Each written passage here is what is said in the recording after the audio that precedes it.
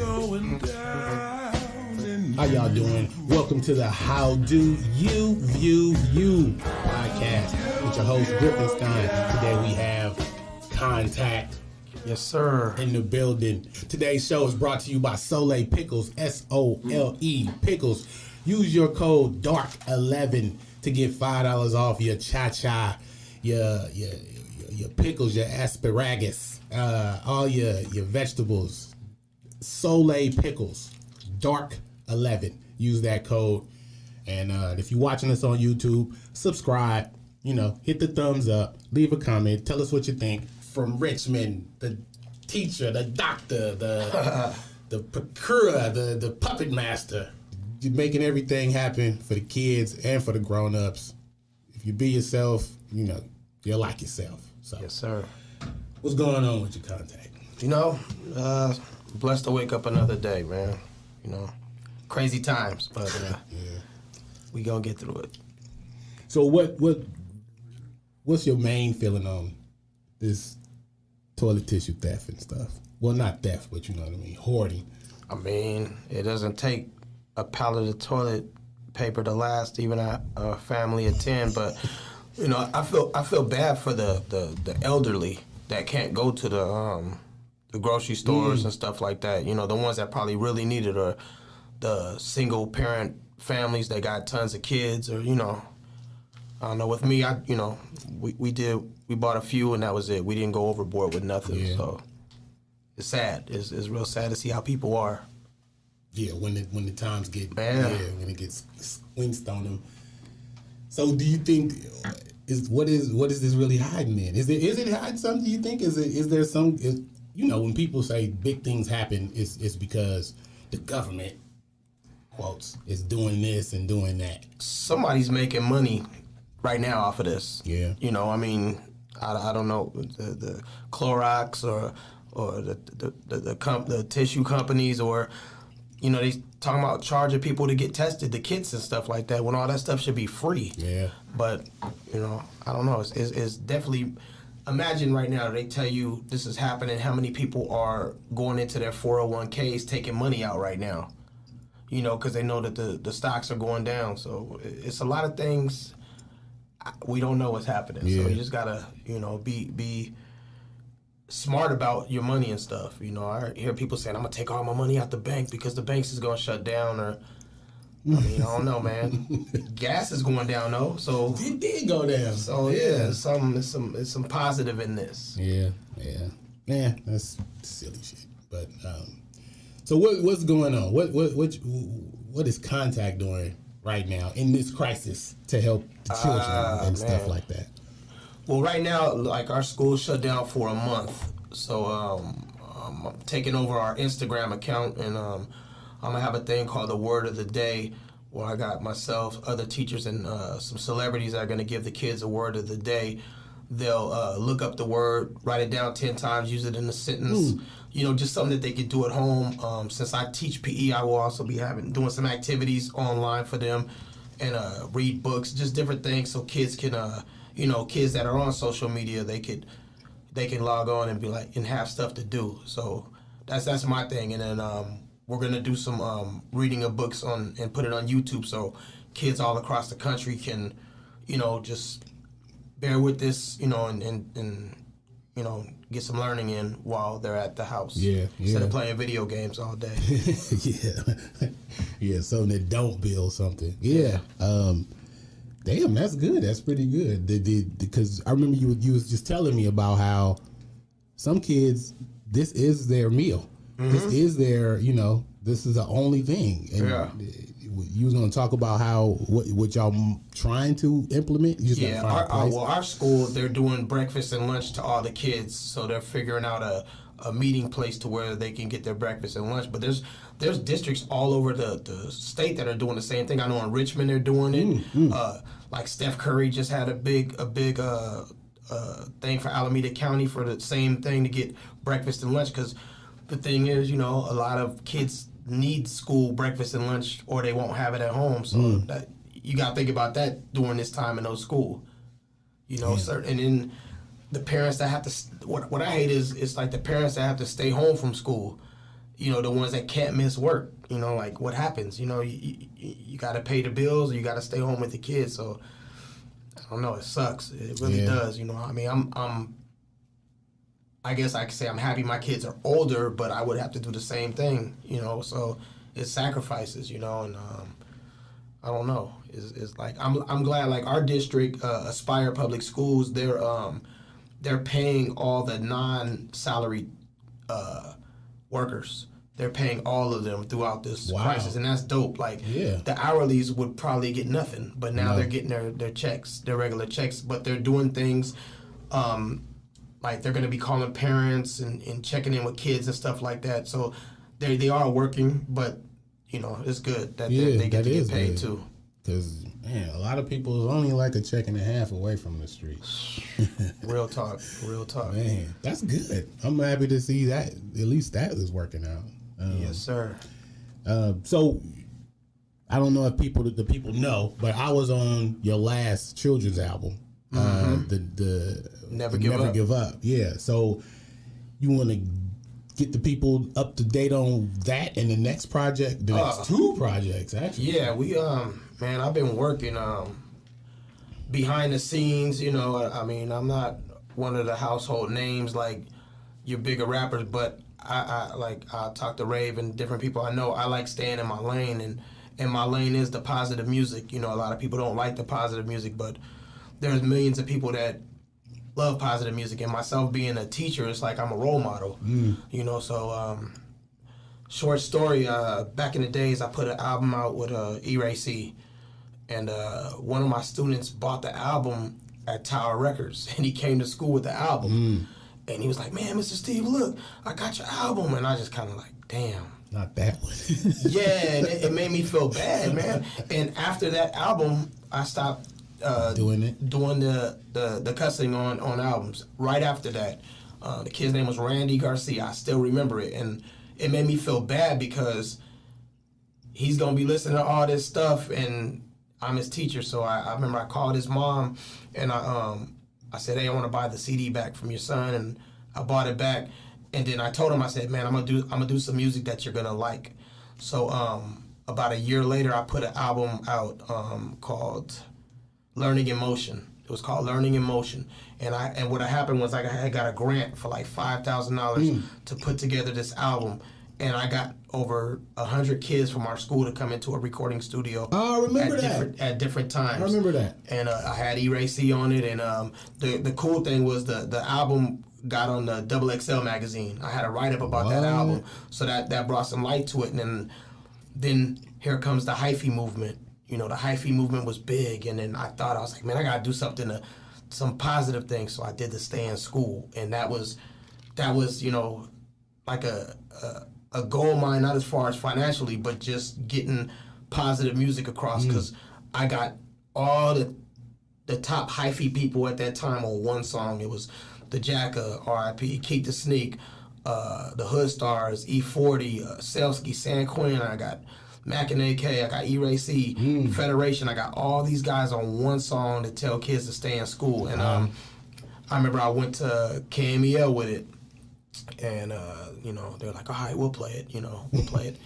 So it didn't happen for a little bit, but I went to Wild 94.9, and I dropped it off to Jazzy Jim, who was the program director.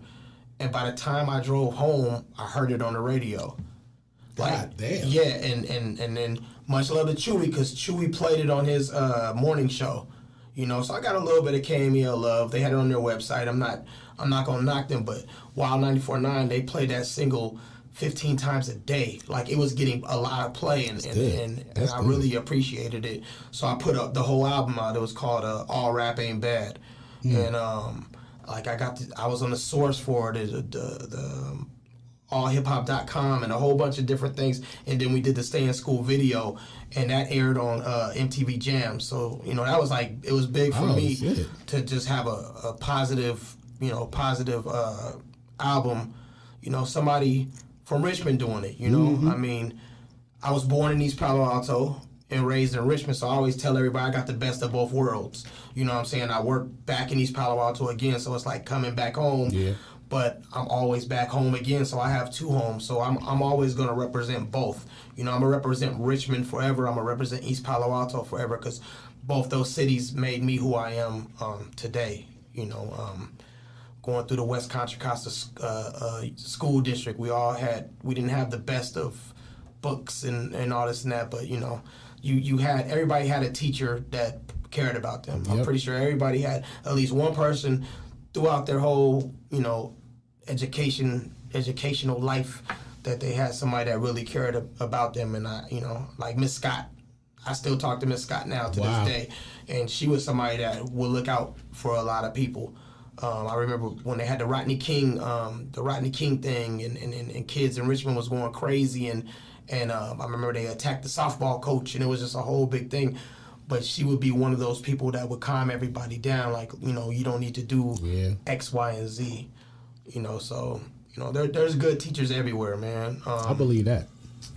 There's also teachers that just do it to get a paycheck. I mean, believe that. I mean, there's teachers that will work in an urban area because when on their resume they can go to another what do you call it, middle class or you know, a wealthy neighborhood, and if they worked in an urban area, they get more money for that. Yeah, there's you know, but I'm not saying all teachers do it. I know a lot of teachers, and most of the ones at my school, they do it because they really truly love the kids. It's not for the pay. You get a check, but I mean, you could do a lot of other things to get more money. But you know, just to be that person that, you know, that a kid can depend on, man. I remember years ago there was a kid, and he called me at night, and he was in a neighborhood, and he was like, "Man, Mr. Steve, I think something's gonna happen to me. I'm in the wrong neighborhood." And I got out, got him, took him back home. You know what I'm saying? So it's just little things like that. And like last week I had a student who was talking about committing suicide. And this was last week, man. I got out of bed at 11:45 p.m. and stayed in the hospital till 2 a.m. Oh, he tried it.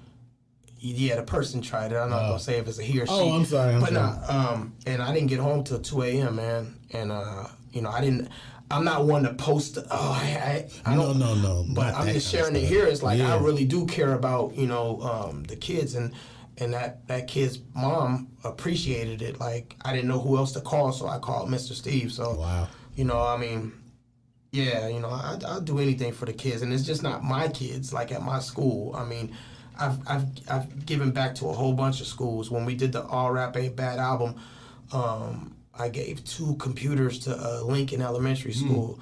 We gave money to Neestrom School, you know, and Washington School, you know, different schools in the area. Like I went to Neestrom for a year. I went to Washington for a year. I went to Lincoln for a year, you know. So, you know, Richmond High, I gave back, I think we gave Richmond High a check for like $700 off that album just to help with school supplies and stuff like that, man. So, and again, none of that stuff was in the paper. I didn't go to the Contra Costa Times, and it just, you know. Look what I did. Yeah, I just did it to do it, man. And like, talk to Raven, he'll tell you the toy drives and the back to school drives. You know, people like Mr. Fab been doing them for years, you know, and I do one. This last year was my 5th annual one, you know, and we give out. And the thing is, I don't just give the toys to kids in East Palo Alto. I always come back to Richmond. Always. Like, there's kids everywhere. You know, I go to Oakland, and I always drop Fab a bag of toys off. Even though he has his own thing, it's like I'm just trying to do my part, you know, like. I was blessed that my kid, you know, I'm able to provide for my kids, my own kids, so, you know. Award show in June, eh? For Never Give Up? Yeah, for Never Give Up. It was nominated for the Independent Music Award, the Independent Music Awards. It's in New York. That'll be in June 27th. So, Never Give Up, the album got nominated for Best Kids Album. Never Give Up and Keep On both got nominated for Best Kids Single. Wow. And Keep On Video got nominated for Best Video. So I got 4 chances. I mean, you know. Yeah. If you don't win, you don't win. I mean, it'll be cool just to go out there to New York, you know. Yeah, and hobnob, Yeah, I was close to that Grammy nomination, man. Yeah. I made it through the first first little, filter of albums, and I just missed out. But that would have been dope. That would have been able to go to, to share the world, to share Richmond and East Palo Alto and the Bay with the whole world, man. Yeah, that would have been huge. Yeah, that still can happen. It's still good. Yeah, and the album did good, man. The book did really good. It's a true story about Kenneth Walker, who's my cousin from Richmond, California, and his trials and tribulations and everything he had to go through as a youngster in school to Kennedy High School to UCLA and jumping around from the NFL to the Canadian Football League, and how he could have just quit, but he never gave up. And the crazy thing is, last year he won a ring. They won the the Canadian. It's called the Grey Cup. It's like the Super Bowl. So his team won the Super Bowl out there. So he's getting his ring next month. So I know he's real excited about that. Yeah, that's huge. Yeah, so he'll go back to Canada in June again to do it again. So I'm just glad he's sticking with it. What team he plays for? Montreal. He played for Montreal. Okay. And I believe he's going to Toronto next year. He's going to get a little bit more money, so he's going to go to Toronto and play. So it's just good. Somebody he didn't give up, and he could have. He could have been doing all the things that society expects from him, and he stuck with it. So that book was cool. It was successful. I learned a lot working with my uncle with it. As far as dealing with people, the illustration, that's doing all the illustration. So we went through tons and tons of people, and the person that we finally went through to do it, like when he or she, we don't know who the person is because they were overseas, it wasn't the results we wanted. So we were going back and forth until we had to just settle, all right, let's just put it out. So my next book is called the Mr. Steve Adventures. It'll be out in April. April comes out in April. It's called the Mr. Steve Adventures, the Grasshopper. So it's some real life stuff that I've done with kids over the years. Yeah. But it's a story within a story, and it's about a little girl, and she wants to be a pilot, and all these boys tell her girls can't be pilots, So she comes to Mr. Steve, and then I tell her, you could do anything you put your mind to it. So there's a science fair, and she wants to make this drone that picks up food and can bring it to her parents and just do stuff like that. So I help her with it, and I tell her the story of the grasshopper. So it's like a whole nother story within a story, and it's basically that whole never give up, keep on, keep trying type of vibe. So I got that one, and then we got a whole nother one that's in winter, another Mr. Steve one, and we're doing that the Christmas Carol, the Christmas Carol, to where there's 4 kids who do bad things. One kid's smoking, one kid's cutting school, one kid's not eating right, one kid's thinking about committing suicide. So we take them into their future to show them what their future is gonna be, and then they can do that, and they can change their, That's good. So that's another one, and then the Mr. Steve book also comes with a soundtrack. So that's something I want to do. Is every book I do will have a soundtrack with it. So and it's all positive music, And what I love is I have so many friends in the rap community that, man, such as yourself. We got E-Ray-C, Dap Daniel. Rave, I got so many friends that at the drop of the time they just do it, and nobody's like, oh man, you know what I'm saying, I need 700 and it's like, I like sharing the love back with people, and then in turn anything I can do to anybody, I'm gonna help them out, whether it's overseas radio player or anything that I can do. Because you helped me get my streams up phenomenally. I ain't gonna lie. Yeah, and I always, people always depend on the one radio station we have now, right? Because 94.9 doesn't really play rap, it's KMEL, and there's other ways that you can get heard all over the country. You got to tap into it. There's radio stations in Africa, the UK, Bangladesh, all kind, and they love hip hop. Man, so you can get a following off of all that, man. And another project in July is the Last Chance U. That's the Netflix series, The Last Chance U. I'm doing the soundtrack for it, and then that kind of fell in my lap. My son, he played on last year's Laney team that's going to be covered along with Raven. Raven's son played, and it was an interesting year. It was I want to see how it looks on TV, because sometimes stuff doesn't look like what it really was, and Ray will tell you, man, I was going through it just with my son, you know, playing time. You know, he was the starting running back. He fumbled the ball the first game. They pulled him. They put other players in, and the other players are fumbling the ball multiple times. And they still. Yeah. And then when my son comes in, he's moving the offense.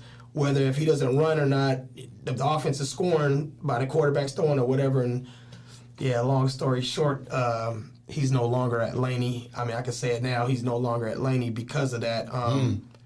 You know, I let him make the decision. I'm not one of those parents that I never called the coach like, oh, my son better play. I just told him like, man, this is a school you pick, so you gotta ride through this. So and he gave it his all. He showed up all the time. You know, there was times where he was the only running back at practice for 3 straight days. You know, and other running backs miss practice, but then they end up starting. That alone makes you start, I would think. You would think, but yeah. So but on the soundtrack, there was production staff every game, every day. You see them all the time. So I was talking to one of the producers. I was talking about music. I said, "Do you guys, since you guys are in the Bay, do you got some Bay Area music?" And she was like, her name is Ashley, and she was like, "Nah, we don't have no music." And I'm like, "What? If you're gonna do a show, you should do music or from the region." Yeah, I mean, I'm not expecting you to put it in every episode, but have some music in there that represents the Bay. And have you ever thought about doing a soundtrack? And she's like, "Nah, that's a good idea."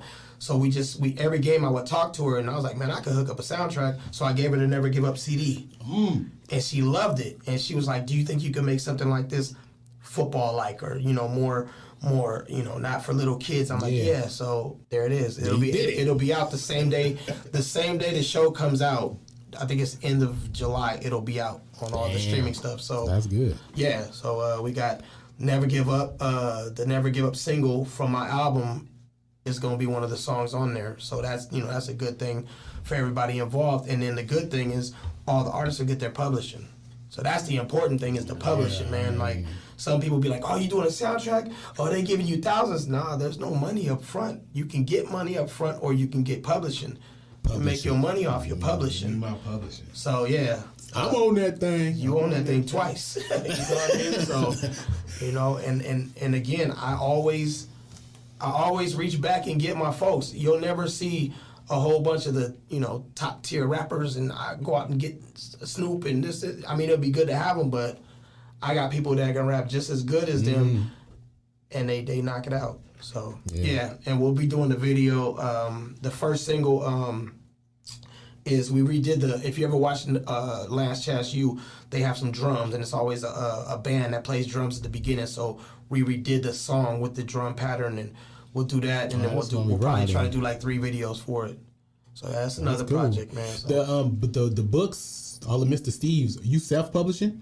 Yes, Amazon, man. But we're in talks of a publisher because they saw the success. Like the Never Give Up book sold. It's almost at, I think it's at 800, almost at 800 copies. And for a book, that's like that's good with no promotion, just word of mouth. And I mean, the music helped the book, and then the book helped the music. So I think it was a plus to put the music with the book.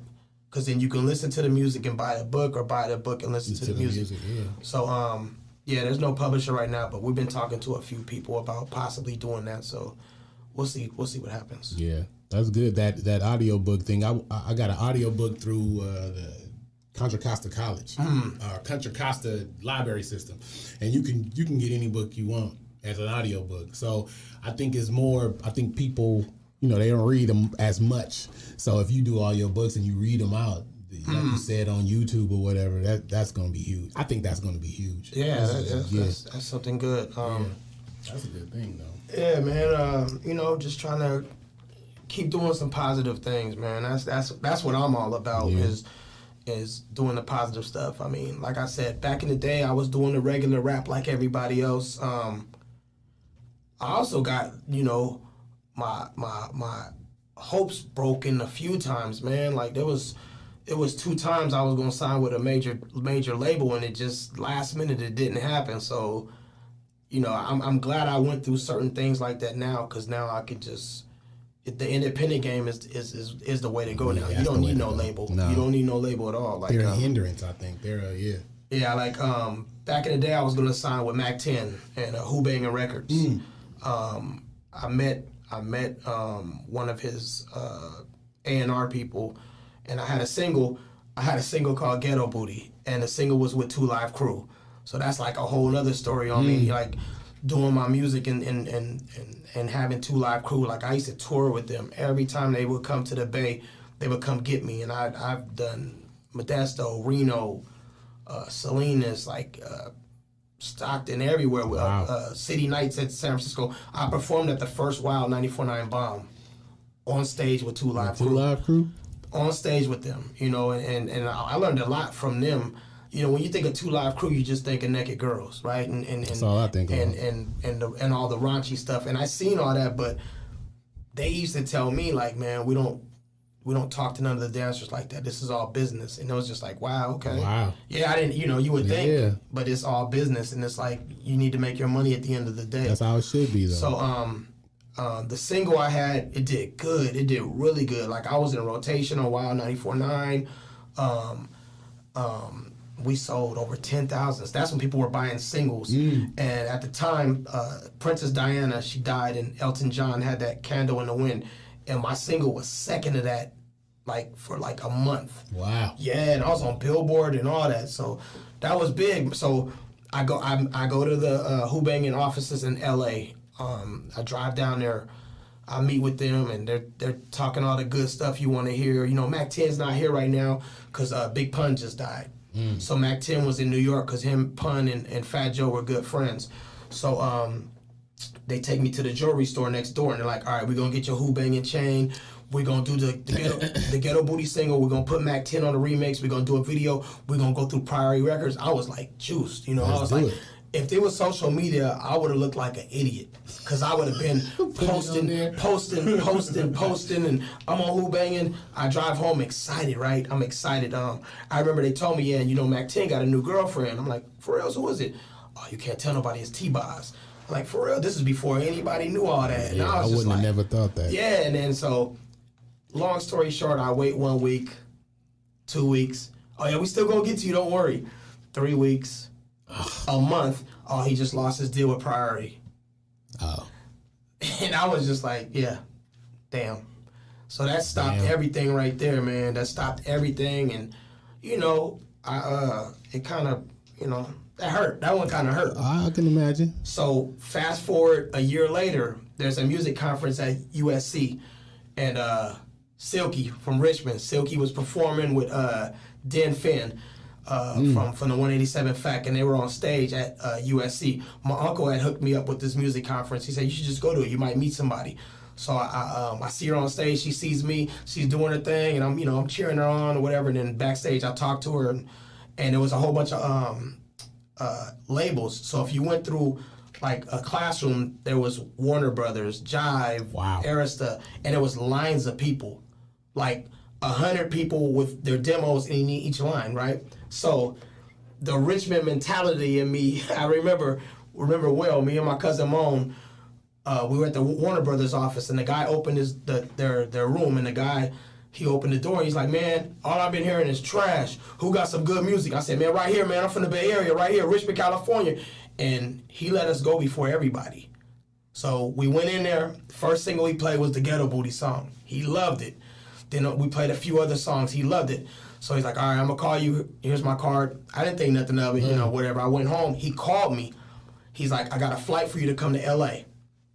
What? So he flew me to L.A. I go to L.A. I meet with, he's like, I'm going to introduce you to the CEO. And I'm like, okay, the CEO, okay. Yes, Grand Jury Entertainment. And I was like, I heard that. Yeah, we put out Rome. Remember Rome? Yeah. Every time I see him and Silky Fine, the Romeo and Juliet. So I'm like, I heard of that label. He said, I'm going to introduce you to the CEO. So we go to this mansion in L.A., right? I get picked up in this Jaguar. Damn. We go to L.A., and the A&R guy's name was Thomas. So out comes the guy in a wheelchair, Mike Conception, the Crip that put we're all in the same gang. Yeah. He's the CEO. Right, and I'm like, oh wow, that's where I heard it from. Yeah, he's Grand Jury. Yeah, and he was the one that did it. That we're all in the same gang. That was him. So I meet him. He's like, man, I like your music, man. We go in their studio. He's like, I like your music, man. We have a deal with Warner Brothers, man. I want you on the roster. He's like, can can you come back next week? I'll fly you out. We're doing a video. So I'm like, all right. So now I'm like, oh, I'm finna sign. I go home. They fly me back out with my cousin Kareem he went to El Cerrito. My cousin Kareem. We go to this video shoot, and it's a group called RPM 2000, and they was signed to Warner Brother. So they had a single with Teddy Riley. So we're at the video shoot, and I remember I had a Lakers jersey on because I had purple and purple shoes. And then I remember the guy was like, oh, you got to take that jersey off because we can't have no logo. So they got me another shirt. And I see these kids all running around, like these youngsters. And Mike was like, hey, if you need your hair braided, go over here. And my hair was like freshly braided. And I was like, nah, I'm cool. And it was Amarion from B2K's mom. She used to be the person that do people's hair. Wow. So B2K was there running around they're like young. Yeah. And they were like, oh, we're going to be the next group, this. And I'm like, oh, okay. And then here comes Batman from Immature, and they're all over there, and we all chilling and stuff. And then I meet Teddy Riley. We do the video shoot. I had a little cameo in it, and it was cool. But then, man, I saw something I never seen ever. I'm going to tell you this. This is one of them stories, man. This is one of them stories, man. This is a Suge Knight story. So, the video shoot's wrapping up, and me and Kareem, we're eating some food, just chilling, talking to the A&R, and Thomas is talking about, hey, I'm finna book you in the studio. We're gonna do this remix. Who do you want on the remix? And I'm like, what? He's like, you can get anybody you want on this remix. Wow. So I'm like, Snoop, E40, Ice Cube, I'm thinking about all these people. Jay-Z, I'm thinking about all these people. So then I look and I hear some commotion. Mike's in a wheelchair and he's cussing out some dude, talking about, man, I'll kill you. And I'm like, I kind of step back and I'm looking, man, this is something I've never seen in my life. So Mike had bodyguards, and he got up on one of his bodyguards' back and knocked the dude out. Oh. Imagine that, man. Yeah, I can't. He gets up on a bodyguard's back and he knocks the dude out. I never seen nothing like that in my life. Still for that? He knocked the dude out, man. And I was like, wow. So then we leaving, and I'm like, man, that's strength, because it's hard to knock somebody out with no legs. Mike had big arms. Yeah. And it was like, damn. So. And that was practice. You can't just... Yeah. He got on his back, and then they arguing, and he just swing and knock the dude out. Damn. So, Never would see that. Yeah, so then I'm like, I don't know if I want to be around all this. That's what I was thinking, So then on the ride back to the airport, Kenny M, who is one of their producers, he produced 2 songs on E-Ray CMI, our album. So he's like, man, Kontac, I'm going to be honest with you, man. If I was you, I wouldn't sign. So I thought about it, and I ended up not signing with them because he told me, he said, this type of stuff happens all the time. He said, man, you ain't going to get your publishing. So he started telling me everything. Yeah. And, so Mike, after this, that R&B group's album came out, he didn't have his deal no more with Warner Brothers. Oh. So maybe I would have signed with him and stuck with him. So that was another lesson, man. But I just remember that story. Like, that was something I never seen in my life, man. Like, he jumped on his bodyguard's back and just knocked somebody out. I was like, wow, man, this is crazy. Yeah, I wouldn't know where to laugh or run. Yeah, so that's some of my stories with the music game. I remember performing with Nelly before Nelly was big in Atlanta at the Rap Sheet magazine Rap Summit. Hooking up with the Goody Mob and what's the cast that did 95 South from Atlanta. The Young Bloods. Oh, Young Bloods. Hanging out with them before they were big. But I remember a Nelly story. I remember we performed, we did our song, we did good out there, and then in came a stretched Hummer. I had never seen that. And all these cats with St. Louis jerseys and hats came out, and then he did that Down, Down, Babe. That's before it was out. Yeah. And he was going to sign with Jermaine Dupri because Jermaine Dupri came right up to him afterwards. And I saw the whole thing. And he was a cool dude, And I got cool with Murphy Lee. I got cool with him through all that. And I had his number and we talked and stuff. And then next thing you know, this dude blows up. Yeah. It was a trip, man. It's like all it takes is that one moment to where, somebody will take a chance on you, man. And, That's how the world is. You staying in your lane. As far as the music and everything, which is a good thing, because people try to appease a lot of people. So in like 5 to 10 years, what is the plan? Is it to make music and books for the rest of your life, or is it trying to build a school? You want to build a school? Or? In 5 years, man, I would love to still be teaching. Oh, okay. Because this is my 20th year teaching. So, wow. Yeah, man, and I fell into teaching. You know, graduating from Richmond High, I didn't think I would teach. Going to college in Marin, Man. I thought I was just going to play football. Then going to the Dominican college out there in San Rafael, I thought I was just going to do a radio show. You know, I didn't have no thoughts of teaching. And I remember I was working a construction job. And, you know, I was making pretty good money. And my youngest was in kindergarten, so she would get out at 12 o'clock. So I would pick her up on my lunch break to take her to her grandma's house every day. And we had this thing, what we have now at her school is called parent effort hours. So you had to get a certain amount of effort hours to have your kids stay in there. That means whether you buy stuff for the school or you go volunteer. So I would, good. Yeah, so I would volunteer and I'll be out there playing basketball with all the kids, throwing the football around. So the assistant principal was like, "You should teach PE." And I was like, "Nah, I'm not a teacher. You know, I'm just having fun with the kids." She's like, "Nah, you really." Her name is Kristen Klein. She just wrote a book too. She's very influential person, and she was like, "No, you should teach. I'm telling you, you should teach." And Miss Thompson, who teaches with me now, she was like, "You should teach." So the next year, I became a PE teacher. Wow. Yeah, and it was the best decision I probably ever made. You know. Wow, that says a lot. Yeah, they let me do me. So, you know, usually when you That's the important part. Yeah, usually when you have a PE teacher, it's like, you know, go run 5 laps, go do this, and this, you know, all this. I make it fun. Busy work. I make it fun, you know, like we do a Black History Month celebration, and I just did my 20th one. So for 20 straight years, I've done all the dances for the kids, and they perform in front of over 400 parents and stuff. So I bring 49ers to the school. I bring, you know, Giants, and I just do. They let me like do things, I think, outside the box. So they let me do things outside the box than your regular, you know, PE teacher. So I do the morning announcements every day. I'm like, I guess you could say the fun guy, and you know, all the kids will call me their brother. You know, their brother, and you know, and that's cool with me. And it's crazy. I've been there so long. I have 20 kids who I taught their kids. Jesus. Yeah. Damn. Yeah, I got 20 kids who I taught their kids. I have 4 staff members who I taught. So that's legacy right there. Yeah, you know, and this, man, I get up every morning and it's like, I love my job, man. That's some good. people don't like their job, and I love my job. It's nothing like, if you're having a bad day, you come there and you got over 400 kids that love you.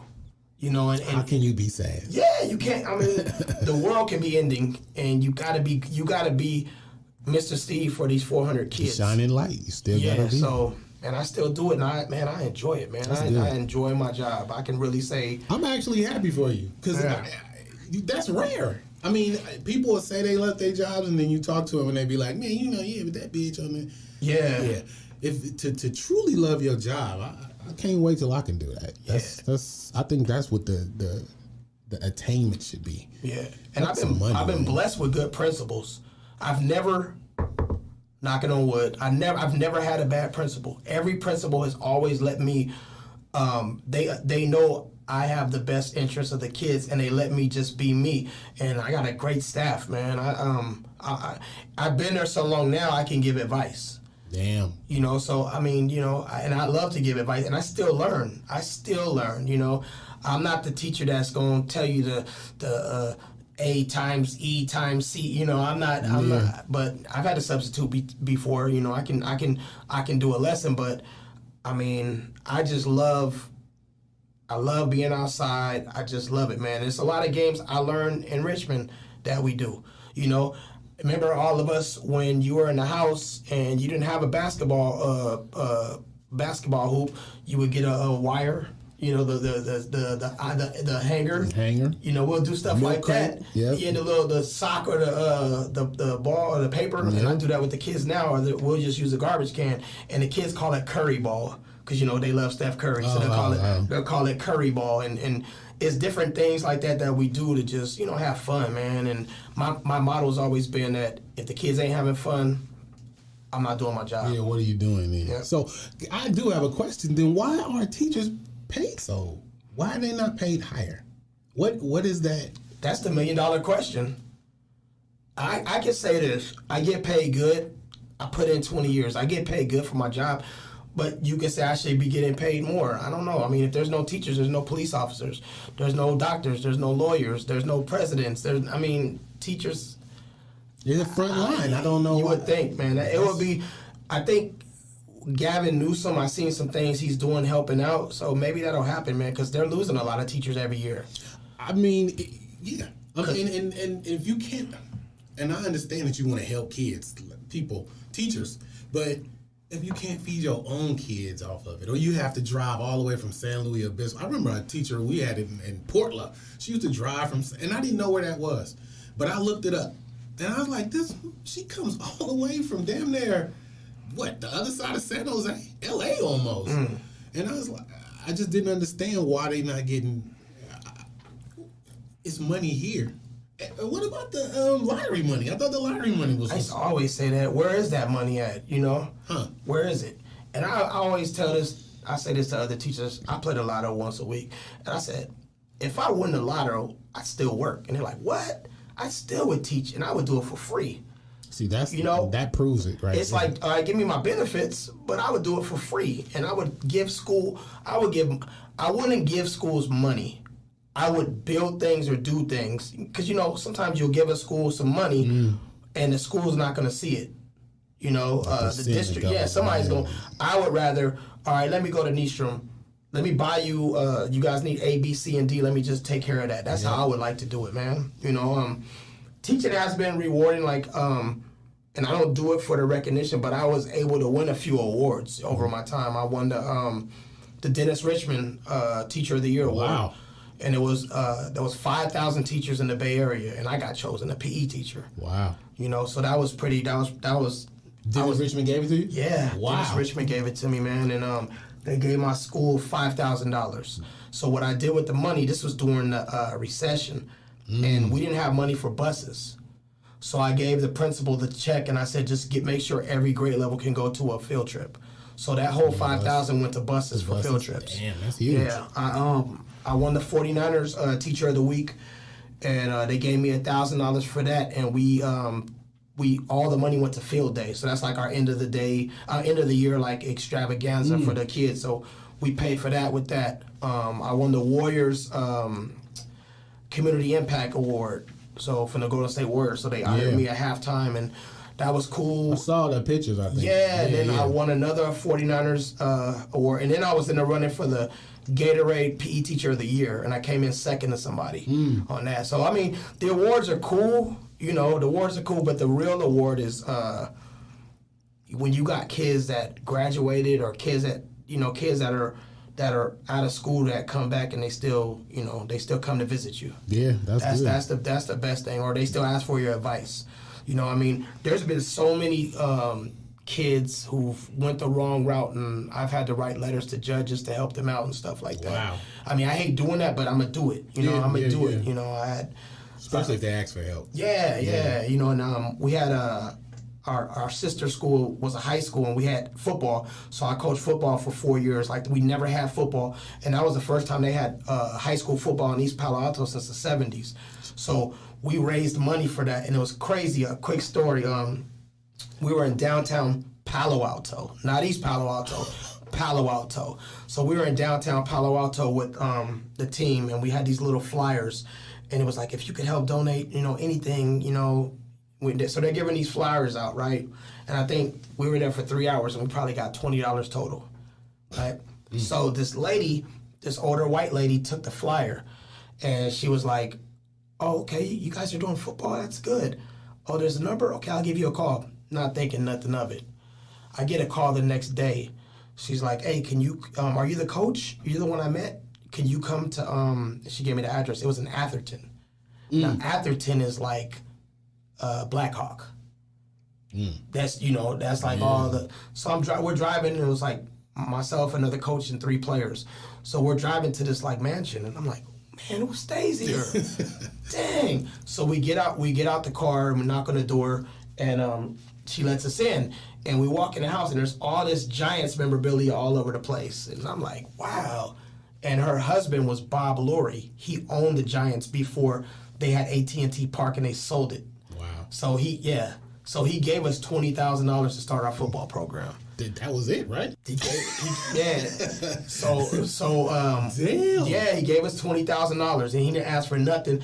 But what we did was we had the boys come the next week and do yard work and all that. Okay. And then that year we lost every game. But our first game, the game ball, we had everybody sign it, and we gave it to him, and he has it up on his trophy case with all the rest of his stuff.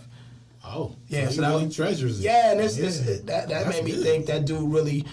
I mean, he cared. It could have been a tax write-off or whatever, but he didn't have to do nothing. Didn't have to do yeah. So that was definitely a blessing. And from that football program, it was cool because a lot of the kids I taught since kindergarten, I got to continue having them through high school. And I took some of the Coach Carter to where they had to had a certain grade point average. So all of our kids had a 2.4 or above during that season.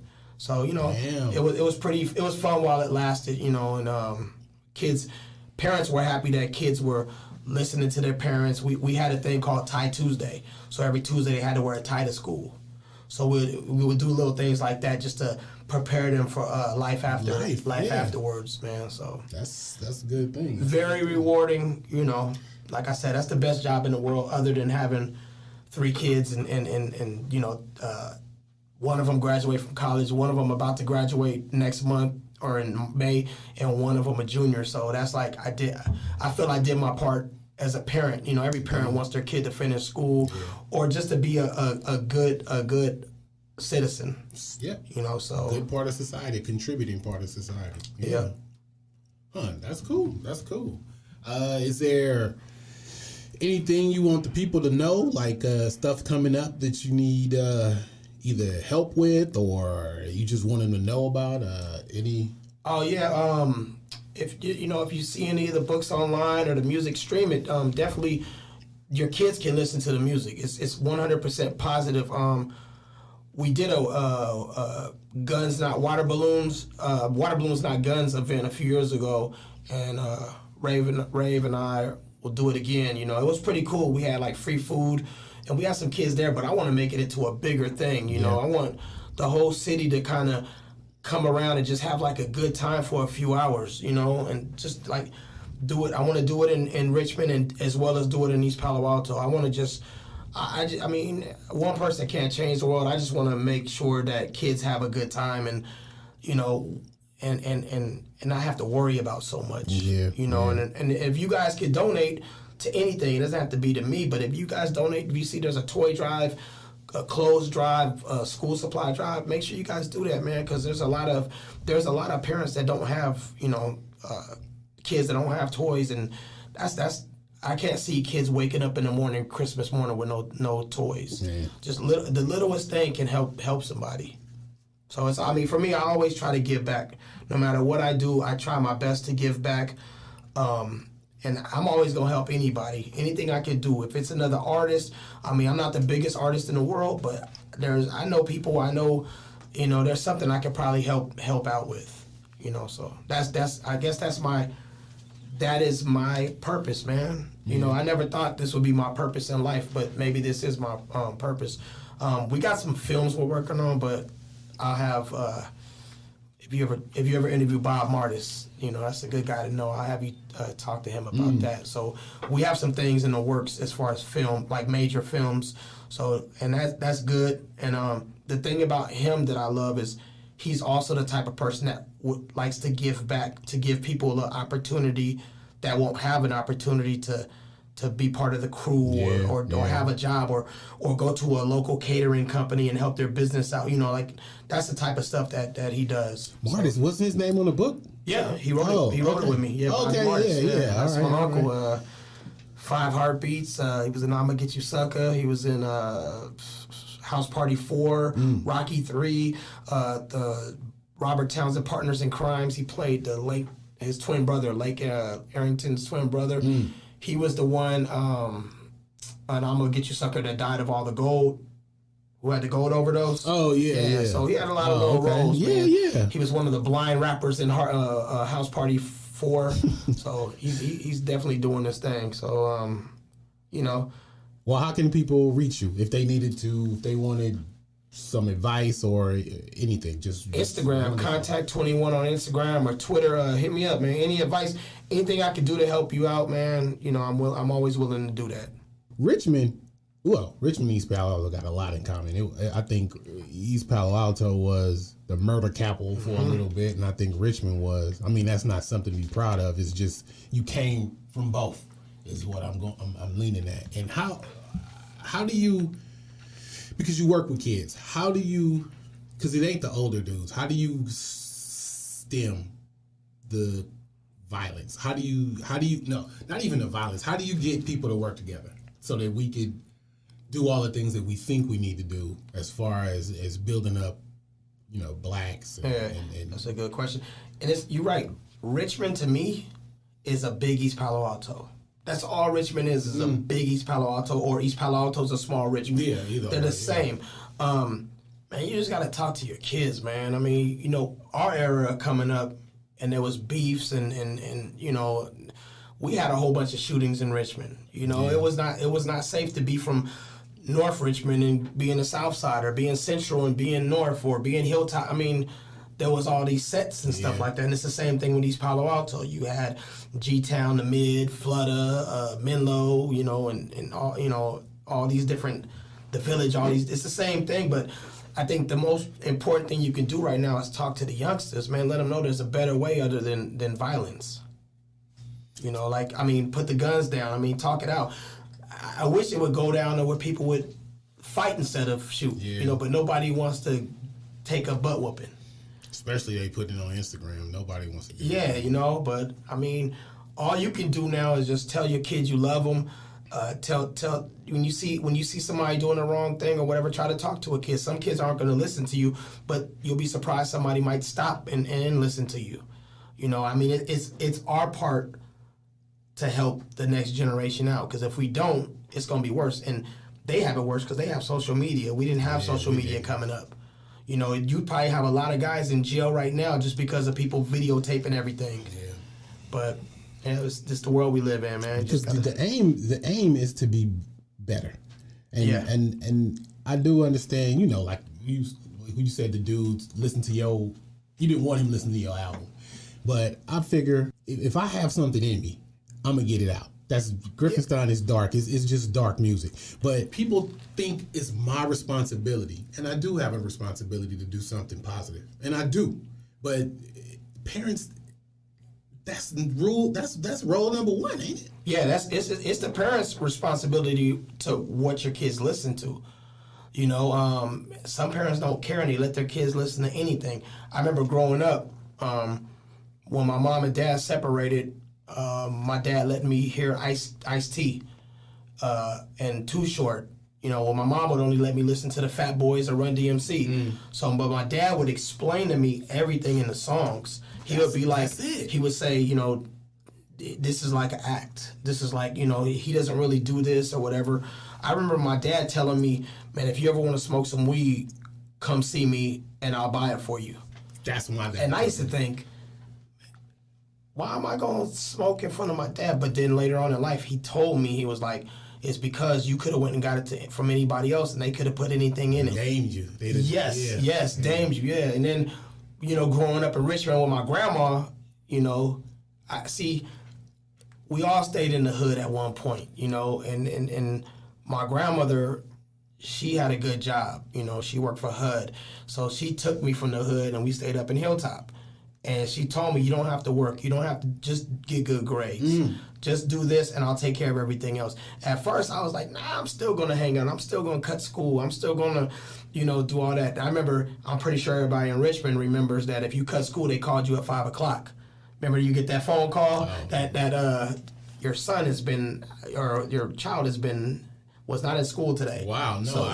So I used to go to school. I remember a few times when I was bad, I would intercept the call and act like I'm talking. Yeah, okay, yeah, bye.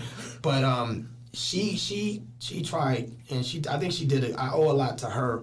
She used to tell me, if you don't work, you got to go to the military or go to school. And I'm like, I'm not gonna go to the military. But she would just tell me, like, to love people and you know, and so I learned a lot from my grandma, and that's one of the reasons why I'm here every weekend in Richmond is to visit her. You know, I'm happy to still have her around. You know, and she really taught me a lot. She taught me a lot how to be a good parent.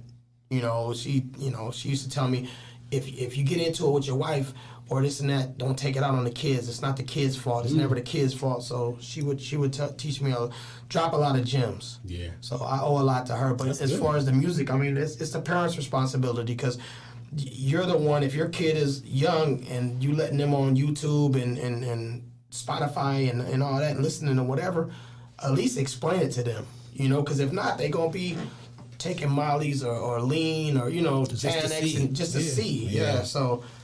You know, Yeah, I mean, my father did the same thing. He said, "You go because these dudes will do something to you just to see how you react." And I didn't understand that, but I do now. That's why I guess it's different when you have parents that really care about you. It sounds bad, but not that your parents don't care about you. If Right. they don't say these things. It's just some people don't. It just doesn't come into their mind. You your child's first defense. You should be. Yep. You shouldn't be expecting a teacher to do what you're supposed to be doing. Yep. It's supposed to be a joint effort. In fact, 60-40, 80-20.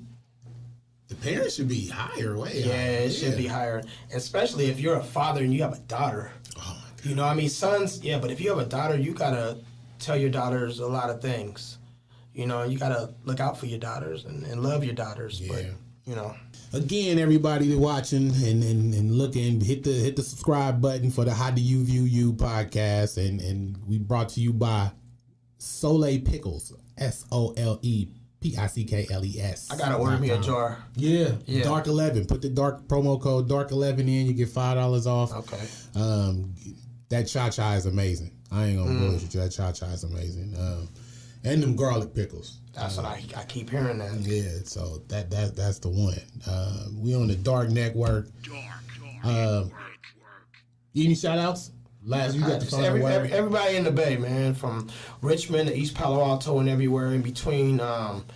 You know, we going through some tough times right now, but stick together, keep the faith, and we'll get through this. And love the kids. Everything's about the kids right now. Yeah, and we're gonna do another one. We're gonna do another one in September, October to It's all good. And all the books is coming out. Book come out next month. Yes, sir. Get that. It's called Grasshopper. It's called the Mr. Steve Adventures, The Grasshopper. Grasshopper. Pick that up. Amazon. Dark Network.